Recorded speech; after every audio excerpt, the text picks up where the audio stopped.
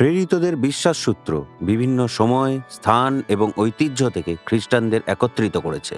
এটি আজ জীবনের জন্য চিরন্তন সত্য ঘোষণা করে। খ্রিস্টের জন্মের প্রায় ৩০০ বছর পরে লেখা প্রেরিতদের বিশ্বাসসূত্র মৌলিক খ্রিস্টান বিশ্বাসের সংক্ষিপ্তসার। এটি বিশ্বাসের বিবৃতি হিসাবে অনেক সম্প্রদায়ের দ্বারা উপাসনায় ব্যবহৃত হয়েছে। প্রারম্ভিক গির্জার মধ্যে অনেকে তাদের বিশ্বাসের জন্য মৃত্যুবরণ করলেন, অর্থাৎ হলো যে তারা নিজেদের চেয়ে বড় কিছু পেয়েছিলেন। কি ছিল সেই সত্য? কিভাবে প্রারম্ভিক গির্জার যাজক এবং ধর্মতাত্ত্বিক খ্রিস্টীয় জীবনের মূল বিষয়গুলির পথপ্রদর্শক হিসেবে প্রেরিতদের বিশ্বাসসূত্রকে ব্যবহার করেছিলেন? কর্নেলিস হ্যারিঙ্ক সেই বিশ্বাসসূত্রের পরিচয় দিয়েছেন। তিনি আমাদের প্রেরিতদের বিশ্বাসসূত্রের সাথে জড়িত সত্যগুলি দেখান, যা আমরা অনুমান করতে এসেছি, এবং তা আমাদের মৃত্যু পর্যন্ত আনুগত্য অর্জন করা উচিত।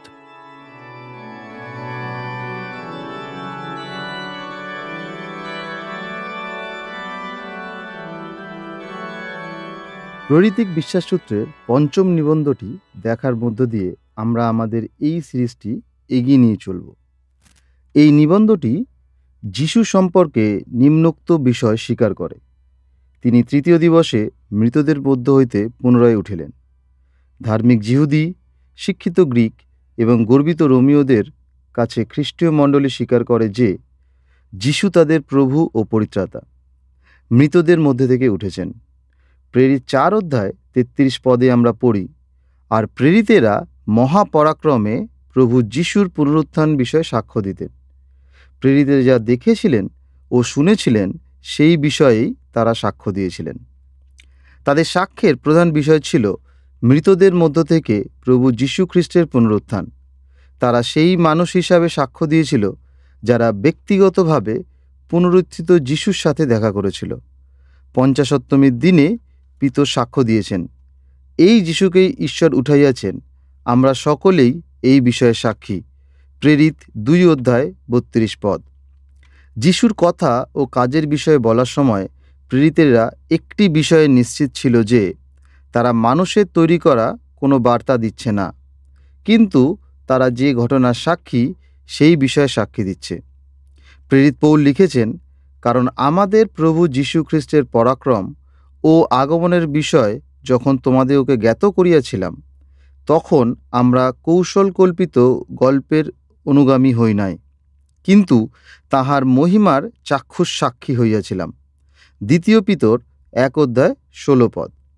জগতের বিচার সভার সামনে তারা সাক্ষ্য দিয়েছিল যে ঈশ্বর মৃতদের মধ্য থেকে যীশু খ্রিস্টকে জীবিত করেছেন। যিশু সম্পর্কে যে সমস্ত সত্য তারা বলতো, সেগুলোর মধ্য থেকে যিশুর পুনরুত্থান কেবলমাত্র একটি সত্য ছিল না, পরিবর্তে এটি ছিল তাদের বার্তার মূল বিষয়। 1 করিন্থীয় 15 অধ্যায়ে পুনরুত্থান সম্পর্কে প্রেরিত পৌল এটিকে পরিষ্কার করেছেন যে সমস্ত কিছু দাঁড়িয়ে আছে মৃতদের মধ্য থেকে যিশুর পুনরুত্থানের সত্যতার উপর। তিনি যুক্তি দেখিয়েছেন যে যিশু যদি মৃতদের মধ্য থেকে না ওঠেন, তাহলে যে সমস্ত কিছু যিশু করেছেন তা অকার্যকারী ও বাতিল হয়ে যাবে। এর বিপরীতে কেউ বলতে পারে, কিন্তু তবুও আমাদের কাছে বড়দিন ও পুণ্য শুক্রবার থাকবে। কিন্তু তবুও পুনরুত্থানকে বাদ দিয়ে এই সমস্ত কিছুর কোনো উদ্ধারকার্য তাৎপর্য থাকবে না। যিশুর পুনরুত্থান না হলে সত্যের প্রাসাদ টলমল করত। ইস্টার, যিশুর পুনরুত্থান প্রমাণ করে যে তিনি কোনো সাক্ষ্যমরের থেকে বা আদর্শের জন্য মারা যাওয়া কোনো ব্যক্তির থেকেও বেশি কিছু। পুনরুত্থান জোরের সাথে যিশুর ঈশ্বরত্বকে নিশ্চিত করে, কারণ তিনি পবিত্রতার আত্মার সম্বন্ধে মৃতগণের পুনরুত্থান দ্বারা স্বপরাক্রমে ঈশ্বরের পুত্র বলিয়া নির্দিষ্ট। রোমীয় 1 অধ্যায় 4 পদ। যিশুর পুনরুত্থান হল পুণ্য শুক্রবারের বলিদানের প্রতি ঈশ্বরের আমেন। যিশু যদি কবরেই থাকতেন, তাহলে পুণ্য শুক্রবারের বলিদান ঈশ্বর গ্রহণ করেছেন কিনা এবং পাপের শাস্তি সম্পূর্ণভাবে বহন করা হয়েছে কিনা তা আমরা জানতে পারতাম না। যাই হোক না কেন, এই কথা বলার দ্বারা প্রেরিত শিষ্য গর্ব করতে পারেন, কিন্তু বাস্তবিক খ্রিস্ট মৃতগণের মধ্য হইতে উত্থাপিত হইয়াছেন। যদিও পুণ্য শুক্রবারে সমস্ত কিছু হারিয়ে গেছে বলে মনে হয়, কিন্তু পুনরুত্থানের সকাল এক সম্পূর্ণ বিজয়ের সুরক্ষার নিশ্চয়তা দেয়। খ্রিস্টের পুনরুত্থান আমাদেরকে এই বার্তা দেয় যে যিশুর বলিদান গৃহীত হয়েছে এবং পাপের অপরাধের প্রায়শ্চিত্ত করা হয়েছে, মৃত্যুকে জয় করা হয়েছে এবং শয়তানের মাথা চূর্ণ করা হয়েছে। মৃত্যু যিশুকে ধরে রাখতে পারেনি। সর্বোপরি তিনি তার কাজ শেষ করেছিলেন। শয়তান তাকে জিতে দিয়েছিল কারণ তার ক্ষমতাকে শেষ করা হয়েছিল। এইভাবে যিশু তার মৃত্যু ও পুনরুত্থানের দ্বারা মৃত্যুর কর্তৃত্ব বিশিষ্ট ব্যক্তি অর্থাৎ শয়তানকে ধ্বংস করেন। ইব্রিয় 2:14 মৃত্যুকে জয় করা হয়েছে, শয়তান পরাজিত হয়েছে এবং অনন্ত জীবন অর্জন করা হয়েছে। হারিয়ে যাওয়া জগতের কাছে সবথেকে ভালো খবর একটি কবর থেকে এসেছে। পাথরখানা সরানো হয়েছে, যিশুর কবর খোলা। এখন যিশু সেখানে নেই। কি হয়েছিল তা দেখার জন্য আমরা খালি কবরের মধ্যে যেতে পারি। কবরটি শূন্য। যিশু সত্যিই উঠেছেন, মৃত্যুকে জয় করেছেন এবং পরিত্রাণ সুরক্ষিত হয়েছে। প্রেরিত শিষ্য এখন ঈশ্বরের সন্তানদের সমস্ত শত্রু ও অভিযোগকারীদের চ্যালেঞ্জ করার সাহস করে লেখে, ঈশ্বর মনোনীতদের বিপক্ষে কে অভিযোগ করিবে? ঈশ্বর তো তাহাদের ধার্মিক করেন, কে দোষী করিবে? খ্রিস্ট যিশু তো মরিলেন, বরং উত্থাপিত হইলেন।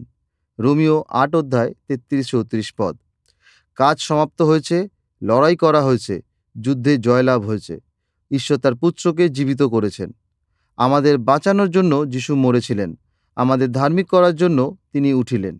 রোমিও 4:25 প্রেরিত শিষ্য যিশু সম্পর্কে বলেছেন, আমাদের অপরাধের নিমিত্ত সমর্পিত হইলেন এবং আমাদের ধার্মিক গণনার নিমিত্ত উত্থাপিত হইলেন। খ্রিস্টের পুনরুত্থান আমাদের প্রাপ্ত রসিদ। তাই খ্রিস্টের পুনরুত্থান খুবই গুরুত্বপূর্ণ। এটি আমাদের বিশ্বাসের গুরুত্বপূর্ণ বিষয়। না হলে কবর থেকে যিশুর পুনরুত্থান বৃথা। যেমন প্রেরিত শিষ্য বলেছেন, আর খ্রিস্ট যদি উত্থাপিত না হইয়া থাকেন, তাহা হইলে তো আমাদের প্রচারও বৃথা, তোমাদের বিশ্বাসও বৃথা। 1 করিন্থীয় 15:14-17 মৃতদের মধ্য থেকে যিশুর পুনরুত্থান আমাদের খ্রিস্টীয় বিশ্বাসের সবথেকে গুরুত্বপূর্ণ বিষয়। একই সময় এটি খ্রিস্টীয় বিশ্বাসের সবথেকে বেশি জিজ্ঞাস্য ও উপহাস্যের বিষয়। পৌল যখন রোমীয় রাজ্যপাল ফিস্টের সামনে যিশুর পুনরুত্থানের বিষয়ে সাক্ষ্য দিয়েছিলেন, তখন রাজ্যপাল তাকে জিজ্ঞাসা করেছিলেন, পৌল, তুমি পাগল, বহু বিদ্যাভ্যাস তোমাকে পাগল করিয়া তুলিতেছে। প্রেরিত 26:24 অন্য কথায়, তুমি অসংলগ্ন কথা বলছো, তোমার শিক্ষায় তুমি আসক্ত হয়ে আছো। মৃতদের মধ্য থেকে যিশুর পুনরুত্থান সম্পর্কে ফিস্ট এমন মনে করেছিলেন। আজকেও এর পরিবর্তন নেই। একবিংশ শতাব্দীর মানুষ মনে করে যে যিশু খ্রিস্ট মৃতদের মধ্য থেকে উঠেছেন, এটি একটি লোককথা। আর যারা পুনরুত্থানে বিশ্বাস করে তাদের মাথা খারাপ, তারা বোকা, কারণ এই ধরনের বিষয় কখনো হতে পারে না। মৃত মানে মৃত, মৃত মানুষ আবার বেঁচে উঠতে পারে না।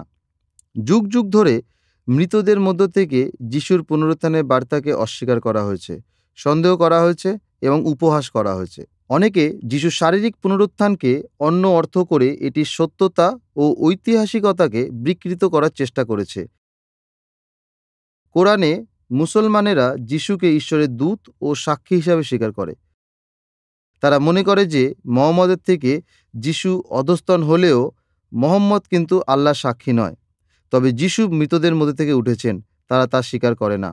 ক্রুশবিদ্ধ হওয়ার পর যিশু বেঁচে ওঠা সম্পর্কে তারা অন্য একটি ব্যাখ্যা দেয়। কোরআন অনুযায়ী যিশুকে ক্রুশে দেওয়া হয়েছিল, কিন্তু তাকে হত্যা করা হয়নি। তিনি কেবল মরার মতো ছিলেন এবং আল্লাহ তাকে তার কাছে তুলে নেয়। তিনি কখনো মৃতদের মধ্য থেকে পুনরুত্থিত হননি। আধুনিক ঈশ্বরতত্ত্ব মনে করে যে শিষ্যরা এবং নারীরা তাদের মাঝে যিশুকে দেখার বিষয়টি কল্পনা করেছিল। মানসিকভাবে তারা যিশুর প্রতি এতটাই স্থির ছিল যে তারা মনে করেছিল যে তারা যিশুকে দেখছে। উদাহরণস্বরূপ, আপনার মায়ের মৃত্যুর পর আবার তাকে দেখা। অন্যরা মনে করে যে সেটি যিশুর ব্যক্তি নয়, কিন্তু যিশুর মতবাদ, যা তৈরি হয়ে এগিয়ে চলেছিল। যিশুকে কবর দেওয়া হয়, কিন্তু তার শিক্ষা বেঁচেছিল। এইভাবে মৃতদের মধ্য থেকে যিশুর প্রকৃত ও শারীরিক পুনরুত্থান সম্পর্কে অনেক অস্বীকার রয়েছে।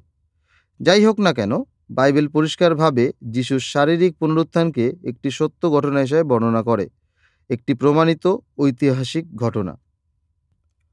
মৃতদের মধ্য থেকে যীশু খ্রিস্টের পুনরুত্থানের প্রমাণস্বরূপ ঈশ্বর প্রচুর প্রমাণের দ্বারা যিশুর পুনরুত্থানের বিষয়টিকে ঘিরে রেখেছেন, যা কেবলমাত্র ব্যাখ্যা করা যায়।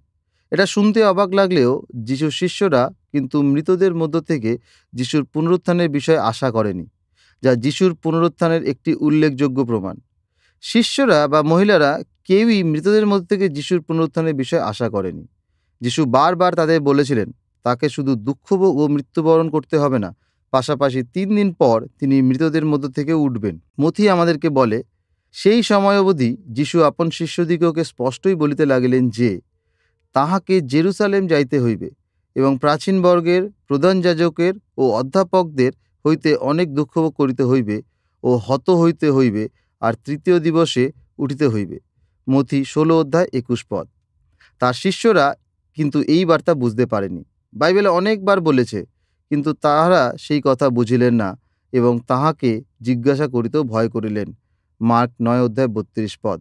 এমনকি পিতর যিশুকে তার দুঃখভোগ ও মৃত্যুর কথা বলতে শুনে বাধা দিয়েছিলেন। প্রভু, ইহা আপনা হইতে দূরে থাকুক, ইহা আপনার প্রতি কখনো ঘটিবে না। মথি 16:22। পুনরুত্থানের সকালে যখন মহিলারা যিশুর কবরে যায়, তখন তারাও পুনরুত্থানের আশা করেনি। কবরে চাপা দেওয়ার পাথরটা সরানো দেখে তারা চমকে উঠেছিল। কবরে গিয়ে যখন তারা সেটিকে খালি অবস্থায় দেখতে পেল, তখনও তারা পুনরুত্থানের বিষয়ে ভাবেনি। তারপর স্বর্গদূতেরা তাদের বলল যে যিশু জীবিত এবং পুনরুত্থিত, সেই জন্য কবরটি ফাঁকা। জেরুসালেমে ফিরে এসে তারা যখন শোকে পূর্ণ যিশুর শিষ্যদের সে সকল কথা বলল, তারা তাদের বিশ্বাস করল না। লূক লিখেছেন, এই সকল কথা তাহাদের কাছে গল্পতুল্য বোধ হইল, তাহারা তাদের কথায় অবিশ্বাস করিলেন। লূক 24:11। এমনকি যিশু যখন তাদের মাঝখানে এসে দাঁড়ালেন, তারা বিশ্বাস করেনি যে তিনি যিশু। তারা মনে করেছিল তারা ভূত দেখছে। কেবল যিশু যখন তার ক্ষতবিক্ষত হাত ও পা দেখালেন এবং তাদের সামনে রুটি ও মাছ ভাজা খেলেন, তখন তারা বিশ্বাস করল যে এটি তিনি। যিশু অনেকবার দেখা দিয়ে প্রমাণ দিয়েছিলেন যে তিনি জীবিত এবং মৃতদের মধ্যে থেকে উঠেছেন। যিশুর কবর দেখার পর মগদলিনী মরিয়ম এবং পিতর, যিশুর যে শিষ্যরা জেরুসালেমে একটা উপরের কুঠুরিতে মিলিত হয়েছিল, তাদের কাছে এই বার্তা নিয়ে ফিরে আসে যে তারা পুনরুত্থিত যিশুকে দেখেছে। সেই সন্ধ্যায় ইম্মায়ু থেকে 2 জন উপস্থিত হন এই বলার জন্য যে তারাও পুনরুত্থিত যিশুকে দেখেছে। তখন তাদেরকে এই আনন্দের বার্তা দিয়ে অভ্যর্থনা করা হয়, প্রভু নিশ্চয়ই উঠিয়াছেন এবং সিমনকে দেখা দিয়েছেন। লূক 24:34। মহিলাদের দল ও যিশুর শিষ্যদের মধ্যে এই বিষয়টি উদয় হতে শুরু করে যে যিশু সত্যই উঠেছেন। পৌল 500 জন বেশি বিশ্বাসীদের কথা বলেছেন যারা ক্রুশে যিশুর মৃত্যুর পর আবার তাকে দেখেছে। গালিলে তার অনেক শিষ্যদের কাছে তার প্রতিজ্ঞার বিষয়ে আমরা মথি 26:32 পড়ে থাকি, কিন্তু উত্থিত হইলে পর আমি তোমাদের অগ্রে গালিলে যাইব। পৌল যখন করিন্থীয় মণ্ডলীর কাছে এই বিষয়ে লিখেছিলেন, তখন এই সমস্ত সাক্ষীদের বেশিরভাগ জনই বেঁচে ছিলেন। তিনি লিখেছেন, তাহার পরে একেবারে 500 অধিক ভ্রাতাকে দেখা দিলেন, তাহাদের অধিকাংশ লোক অদ্যপি বর্তমান রহিয়াছে, কিন্তু কেহ কেহ নিদ্রাগত হইয়াছে। 1 করিন্থীয় 15:6। তারা কখন ও কিভাবে পুনরুত্থিত যিশুর সাথে দেখা করেছে তা তাদেরকে তখনও ব্যক্তিগতভাবে জিজ্ঞাসা করা যেতে পারত। শেষে পৌল নিজেকে মৃতদের মধ্যে থেকে যিশুর শারীরিক পুনরুত্থানের একজন সাক্ষী হিসাবে দেখিয়েছেন। সকলের শেষে অকাল জাতের ন্যায় যে আমাকেও দেখা দিলেন। 1 করিন্থীয় 15:8। পুনরুত্থিত যিশু পৌলকে দম্মেশকের রাস্তায় দেখা দেন, আর পৌল একজন তাড়নাকারী থেকে সুসমাচারের প্রচারকে পরিবর্তিত হন। যিশুর পুনরুত্থান ব্যতিরেকে পৌলের জীবনের পরিবর্তন বোঝা সম্ভব নয়। এই সমস্ত দর্শনের পিছনে একটি ব্যাখ্যা আছে, প্রভু নিশ্চয়ই উঠিয়াছেন। লূক 24:34। শাস্ত্র এই লোকগুলোকে প্রত্যক্ষদর্শী হিসাবে বর্ণনা করে। এই সমস্ত প্রত্যক্ষদর্শীরা হলেন যিশুর পুনরুত্থানের জোরালো প্রমাণ। সংগ্রামী তর্ক করার পরিবর্তে তারা কেবল সাক্ষ্য দেবে। যিশুর পুনরুত্থানের পর আমরা তাকে দেখেছি ও তার সাথে দেখা করেছি। যোহন যা সাক্ষ্য দিয়েছেন তারাও তা বলতেন। আমরা যা দেখিয়াছি ও শুনিয়াছি তাহার সংবাদ তোমাদিগকেও দিতেছি। প্রথম যোহন 1:3 আমরা নির্বিঘ্নে মনে করতে পারি যে সমস্ত খ্রিস্টবিশ্বাসী যিশুর পুনরুত্থানের আগে ও পরে তাকে দেখেছে তারা পরবর্তী খ্রিস্টবিশ্বাসীদের জন্য অপরিহার্য তথ্য। তাদেরকে সাক্ষী হিসাবে বর্ণনা করা হয়েছে। তারা বলতে পারেন, আর তিনি যাহা যাহা করিয়াছেন আমরা সেই সকলের সাক্ষী। প্রেরিত 10:39 একটি আদালত কোন ধরনের প্রমাণকে যথেষ্ট ও চূড়ান্ত বলে গণ্য করবে? তা হল সেই সমস্ত সাক্ষীদের কথা যারা অপরাধের স্থানে উপস্থিত ছিল এবং যারা সেই অপরাধকে দেখেছে। তারা যে অপরাধ দেখেছে তার প্রমাণস্বরূপ বিস্তৃত বিবরণ কেবল তিনিই জানেন, যিনি সেখানে ছিলেন এবং যা ঘটেছিল ও বলা হয়েছিল তা দেখেছে। এর ভিত্তিতে আইনজ্ঞরা যিশুর পুনরুত্থানের বিষয়টি তদন্ত করেছে, আর তারা নিম্নলিখিত বিষয়ে উপনীত হয়েছে। এখানে এত স্পষ্ট বিবরণের আধিক্য রয়েছে যা কেবলমাত্র সেই জানতে পারে যে যিশুর সাথে দেখা করেছে। যেমন, যিশু শিষ্যরা আশা করেনি যে যিশু মৃতদের মধ্যে থেকে উঠবেন। কবরের পাথরটি সরানো দেখে মহিলারা অবাক হয়ে গিয়েছিল। তারা অবাক হয়েছিল কারণ কবরটি ফাঁকা ছিল। কবর পাহারা দেওয়ার পাহারাদাররা পালিয়ে গিয়েছিল। কবর ভাঙার কোনো প্রমাণ নেই। মগদলিনী মরিয়ম অসহায় অবস্থায় ছিলেন। যে কাপড় দিয়ে যিশুর দেহ জড়ানো ছিল তা এমনভাবে ভাঁজ করে রাখা হয়েছিল যে কেউ তার রাতের পোশাক ভাঁজ করে রেখেছেন। যিশু তার অনুসরণকারীদের তার হাত ও পায়ে ক্রুশের ক্ষতচিহ্ন দেখিয়েছেন। তিনি একটি রুটির টুকরো ও মাছ খেয়েছিলেন। তিনি তাদের সাথে কথা বলেছিলেন এবং অনেকবার দেখা দিয়েছিলেন। আইনজ্ঞরা এই উপসংহারে পৌঁছেছেন যে এই ধরনের ঘটনার বিবরণ কেবলমাত্র তাদের কাছ থেকে আসতে পারে যারা যিশুকে দেখেছে এবং তার সাথে সাক্ষাৎ করেছে। জার্মান ঐতিহাসিক ভন ক্যাম্পেনহাসেন বলেছেন, যিশুর শিষ্যদের মধ্যে একটা নাটকীয় পরিবর্তন লক্ষ্য করা গিয়েছিল। পুনরুত্থানের আগে ও পরে তাদের অবস্থা উল্লেখযোগ্যভাবে আলাদা। যিশুর ক্রুশারোপণ তাদের সমস্ত আশা নষ্ট করে দিয়েছিল। তারা জিহুদীদের থেকে ভয় ছিল। তারা উপরের কুঠুরিতে মিলিত হতো। তারা হতাশ ছিল। তারা বিভ্রান্তি ও ধাঁধার মধ্যে ছিল। যাই হোক না কেন, পুনরুত্থানের পর সমস্ত কিছু পাল্টে গেল। যিশুর ঘটনাটি তাদের কাছে আর কোনো রকমের ব্যর্থতার বিষয় ছিল না। বৈপরীত্যভাবে তারা তার সম্পর্কে জীবন্ত প্রভু হিসাবে কথা বলেছিল। তারা পরাক্রমের সাথে মৃতদের মধ্য থেকে যিশুর পুনরুত্থানের বিষয়ে সাক্ষ্য দিয়েছিল। যদিও ভন ক্যাম্পেনহাসেন খ্রিস্ট বিশ্বাসীদের একজন সমালোচক গবেষক, তিনি এই উপসংহার দিয়েছেন যে কিছু একটা ঘটেছিল যা এই ধরনের পরিবর্তন এনেছিল। মৃতদের মধ্য থেকে যিশুর পুনরুত্থানকে বাদ দিয়ে এই পরিবর্তনের ব্যাখ্যা করা যায় না। এটা ঠিক যে যিশুর পুনরুত্থানের সত্যতা প্রতি আমাদের বিশ্বাস ঐতিহাসিকদের বিচারের উপর নির্ভরশীল নয়, তবে এটি আমাদের বিশ্বাসকে দৃঢ় করে। খ্রিস্ট বিশ্বাসীর বিশ্বাস নির্ভর করে সেই সমস্ত পুরুষ ও মহিলাদের সাক্ষ্যের উপর যাদেরকে যিশু তার পুনরুত্থানের পর দেখা দিয়েছিলেন। তারা চিৎকার করে আমাদেরকে বলে, প্রভু সত্যই পুনরুত্থিত। মৃতদের মধ্য থেকে যিশুর পুনরুত্থান না হলে শিষ্যরা তাদের মাছ ধরার কাজে বা পূর্বের পেশায় ফিরে যেত। সমগ্র জগতে পুনরুত্থিত পরিত্রাতা সুসমাচার ঘোষণা করার জন্য তারা যেত না। যিশুর পুনরুত্থান না হলে খ্রিস্ট বিশ্বাস বলে কিছু থাকত না। পুনরুত্থিত খ্রিস্টের মুখোমুখি না হলে পৌলের পরিবর্তন চিন্তাই করা যেত না। সমস্ত কিছু সাক্ষ্য দেয় যে প্রভু সত্যি উঠেছেন। পরিশেষে প্রত্যেক প্রকৃত খ্রিস্ট বিশ্বাসী হলেন মৃতদের মধ্য থেকে যিশু খ্রিস্টের পুনরুত্থানের জীবন্ত সাক্ষ্য। এই সত্যকে প্রেরিত শিষ্য এই বলে নিশ্চিত করেছেন, আর যখন তোমরা আপন আপন অপরাধে ও পাপে মৃত ছিলে তখন তিনি তোমাদিগকেও জীবিত করিলেন।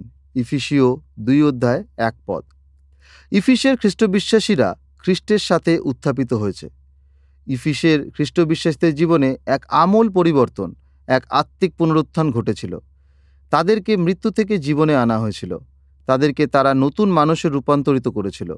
খ্রিস্ট বিশ্বাসের গৌরব এই যে যিশুর পুনরুত্থানের শক্তিতে মানুষ রূপান্তরিত হয়ে নতুন মানুষে পরিণত হয়। মৃতদের মধ্য থেকে যিশুর পুনরুত্থানের আশীর্বাদ অনেক।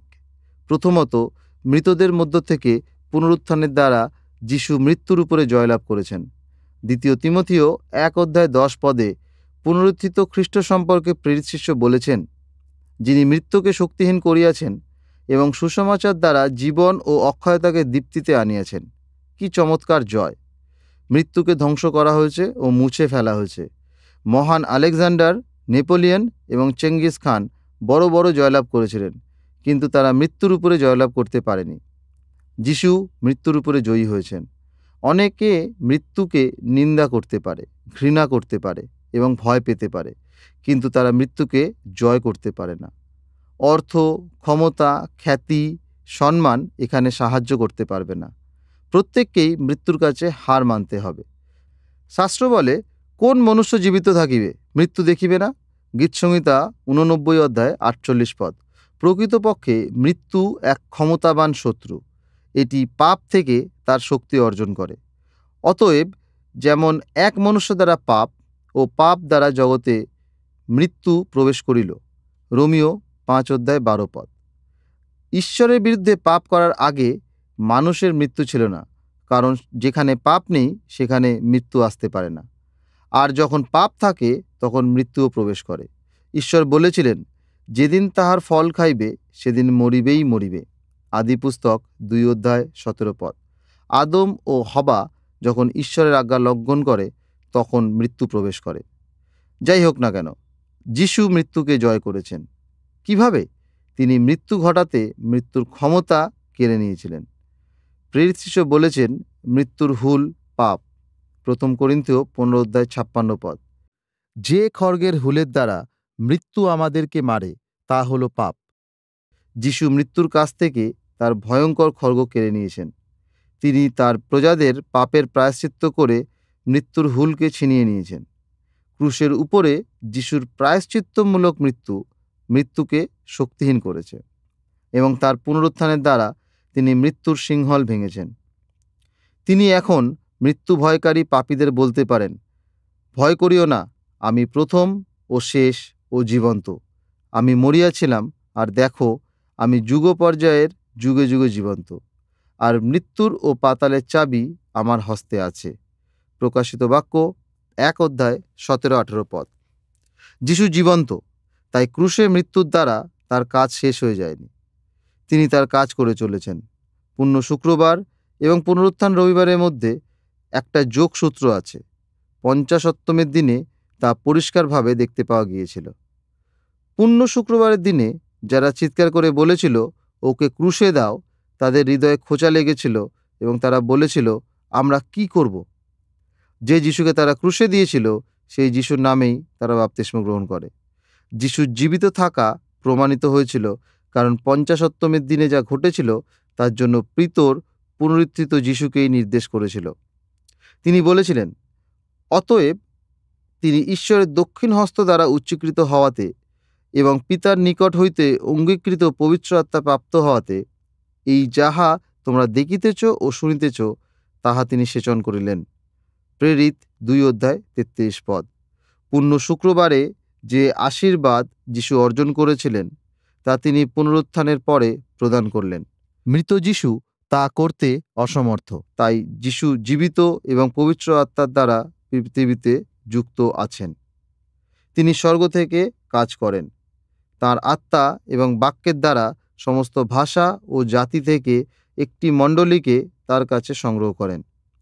তিনি তার কথা পূর্ণ করেন। আমার আরও মেষ আছে, সে সকল এ খোঁয়ারের নয়। তাহাদিগকেও আমার আনিতে হইবে এবং তাহারা আমার রব শুনিবে, তাহাতে এক পাল ও এক পালক হইবে। যোহন 10:16। তার দ্বারা অর্জিত পরিত্রাণকে তার নিজের সকলের প্রতি প্রয়োগ করেন।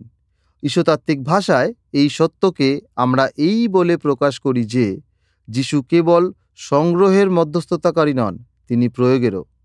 এর অর্থ যিশু কেবলমাত্র পরিত্রাণ অর্জন করেননি, কিন্তু তিনি তার প্রজাদেরকে পবিত্র আত্মা দ্বারা এই পরিত্রাণের অংশীদারও করেন। যিশু দ্বারা অর্জিত পরিত্রাণ কোনো আলমারিতে সুরক্ষিত করে রাখা নেই বা দেখানোর জন্য কোনো বাক্সে রাখা নেই। এটি কোনো গুদামঘরে অব্যবহৃত অবস্থায়ও পড়ে নেই। যিশু তার উপহার বন্টন করার জন্য উঠেছেন।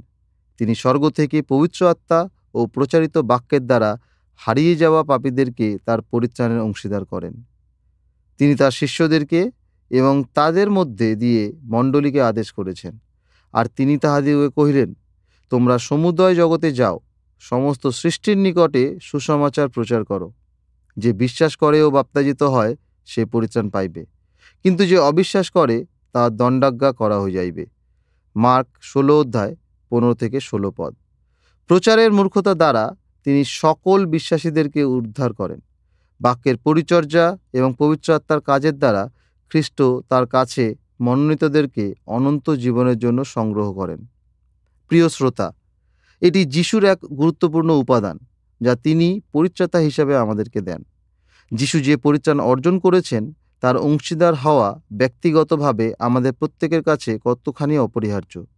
যিশু পরিত্রাণ অর্জন করেছেন, আমরা যদি তার অংশীদার না হই তাহলে আমাদের জেনে কী লাভ? খাবারের টেবিলে সুস্বাদু খাবারে পূর্ণ থাকতে পারে, তবে কেবলমাত্র সেই খাবার খেলেই আমাদের খিদে মিটবে। জল আছে তা জানা যথেষ্ট নয়। কেবলমাত্র জল পান করলে তবেই আমাদের তৃষ্ণা মিটবে। একইভাবে খ্রিস্টের পরিত্রাণের সাথেও এটি প্রযোজ্য। যিশু যে পরিত্রাণ অর্জন করেছেন আমরা যেন অবশ্যই তার অধিকারভুক্ত হই। প্রশ্ন হলো, আমরা কি এই পরিত্রাণের অংশীদার হতে সক্ষম? বা পবিত্র আত্মার দ্বারা এই পরিত্রাণ প্রয়োগ করার জন্য আমাদের কি পুনরুত্থিত যিশুর প্রয়োজন? অনেকে বলে, ঈশ্বর পাপীদের রক্ষা করার জন্য তার পুত্রকে এই পৃথিবীতে পাঠিয়ে তার ভূমিকা পালন করেছেন। যিশু অনেকের মুক্তির মূল্যরূপে তার আত্মা প্রদানের মাধ্যমে তার ভূমিকা পালন করেছেন। তিনি মৃত্যুকে, শয়তানকে ও তার রাজত্বকে জয় করেছেন। এখন আমাদেরকে আমাদের ভূমিকা পালন করতে হবে। বাকি অংশ আমাদেরকে করতে হবে। এই তত্ত্ব অনুযায়ী পরিত্রাণের প্রয়োগ ঈশ্বরের কাজ নয়, কিন্তু আমাদের। এর সব কিছু নির্ভর করে মানুষ এই পরিত্রাণ গ্রহণ করবে কিনা সেই ইচ্ছার উপরে। সিদ্ধান্ত আমাদের হাতে। এই দৃষ্টিভঙ্গির অনুগামীরা বলে মানুষের স্বাধীন ইচ্ছা আছে এবং তারা যিশুকে বিশ্বাস করবে কিনা, যিশুকে তাদের ব্যক্তিগত পরিত্রাতা হিসাবে গ্রহণ করবে নাকি বর্জন করবে, সেই সিদ্ধান্ত তারা নিতে পারে। সবই মানুষের নিজের হাতে ও ক্ষমতায় রয়েছে। এখন এটা বাইবেল সম্মত যে যিশু দ্বারা অর্জিত পরিত্রাণ অবশ্যই বিশ্বাসের দ্বারা গ্রহণ করতে হবে। খ্রিস্টের উপর বিশ্বাস ব্যতি রেখে একজনও পরিত্রাণ পাবে না। যিশুর প্রচার করার আদেশ দিয়েছেন, যে অবিশ্বাস করে তাহার দণ্ডাজ্ঞা করা যাইবে। মার্ক 16:16 এটাও বাইবেল সম্মত যে ঈশ্বর আজ্ঞা করেছেন জীবন পাওয়ার জন্য আমরা যেন তার একজাত পুত্রকে বিশ্বাস করি। সুসমাচারের শ্রোতারও সুসমাচারের প্রতি দায়িত্ব থাকে। অবিশ্বাসের দোষ আমাদের নিজেদের দরজায় থাকে। আমাদের উপরে খ্রিস্টের রাজত্বকে অস্বীকার করা অবিশ্বাসের জন্ম দেয়। অবিশ্বাস হলো পাপ, এমনকি সবচেয়ে বড় পাপ এবং উৎসর্গীকৃত ক্ষমার প্রত্যাখ্যান। যাই হোক না কেন, বিশ্বাস হলো ঈশ্বরের উপহার এবং তা মানুষের অর্জিত বিষয় নয়। বিশ্বাস করা হলো এক অনুগ্রহ। ঈশ্বর সবসময় প্রথম। ঈশ্বরের জন্য যদি আপনার কোনো আকাঙ্ক্ষা থাকে এবং খ্রিস্টের ধার্মিকতার জন্য যদি আপনি ক্ষুধিত ও তৃষিত হন, তা ঈশ্বরই আপনার মধ্যে প্রদান করেন। যিশুতে বিশ্বাস এবং তাকে গ্রহণ করা আমাদের কোনো ক্ষমতার বিষয় নয়। অনেকে দাবি করে যে পরিত্রাণ মানুষের বিশ্বাস করার ইচ্ছার উপর নির্ভরশীল। তারা এমনভাবে বলে যেন ঈশ্বরের হাত বাঁধা এবং আমাদের সহযোগিতা ছাড়া তিনি কিছু করতে পারেন না। বাইবেল শিক্ষা দেয় যে যিশুর দুঃখভোগ এবং মৃত্যু যদি মানুষের সহযোগিতা ও সদিচ্ছার উপর নির্ভর করত, তাহলে তার দুঃখভোগ ও মৃত্যু বৃথা হতো।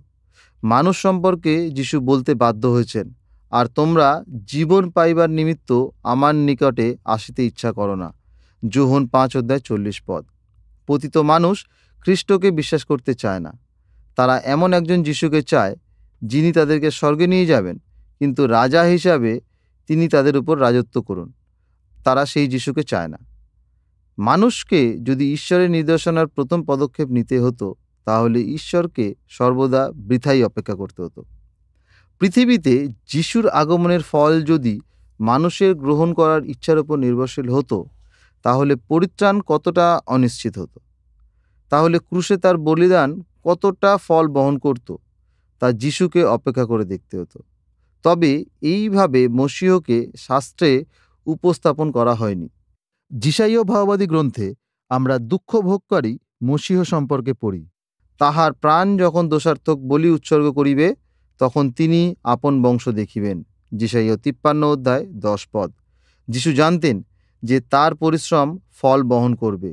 এই ফলপ্রসূতা মানুষের ইচ্ছার উপর নির্ভরশীল নয়। এ বিষয়ে ঈশ্বর দেখবেন।